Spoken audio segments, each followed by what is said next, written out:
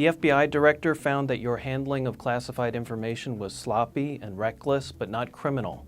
He stressed that there was no evidence that you deliberately violated the law, and for that reason you should not be prosecuted.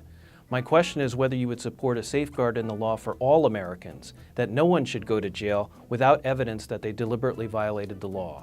Where are you going to get the $90 billion per year that you want to spend to bail out Obamacare? Massive subsidies to higher education have resulted in very high non-completion rates, skyrocketing tuition, and huge credential inflation.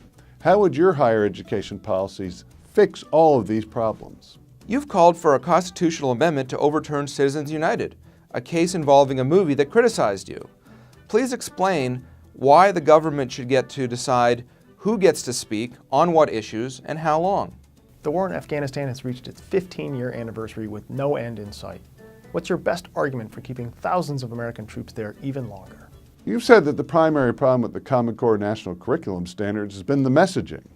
Will you allow states to have the choice of whether or not to adopt the Common Core? If you become president, how would you use the pen and the phone that President Obama left behind to rewrite Obamacare without Congress? You've said that eminent domain is a great thing.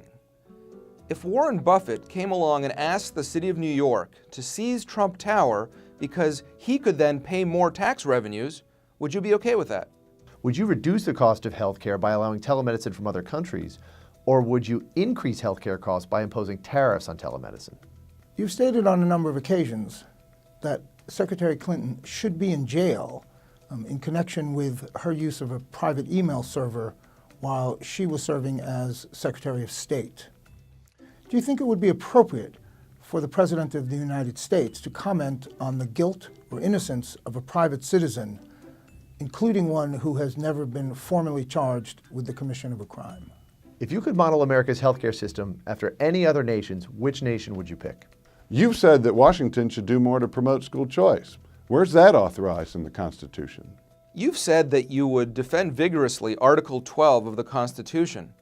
Please describe its provisions. Some people in the government believe that the president, as commander-in-chief, can override any law, and that the president can decide when our country is at war. Is that your view? Given that you have taken numerous companies into bankruptcy and that you reported a one-year loss of nearly $1 billion, should the American people expect similarly dismal performance in the American economy in the event that you are elected president? Several states have moved to treat marijuana like alcohol, allowing sales for adults.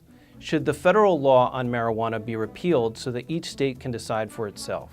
The United States has been at war for 15 years now in the name of fighting terrorism. We're now making war in 7 countries, one way or another: Iraq, Syria, Afghanistan, Pakistan, Libya, Yemen, and Somalia. What would victory look like in these campaigns? And if you're president, would any of these wars end? New regulations aimed at financial stability have hammered innovation and entrepreneurship. What specific policies would you put forward to restore dynamism to the American economy? Police departments across the United States receive equipment and weapons designed for war from the federal government. Will this continue under your administration? If a voter doesn't want to support one of the 2 most unpopular candidates in American history, should they support your opponent or maybe a third-party candidate?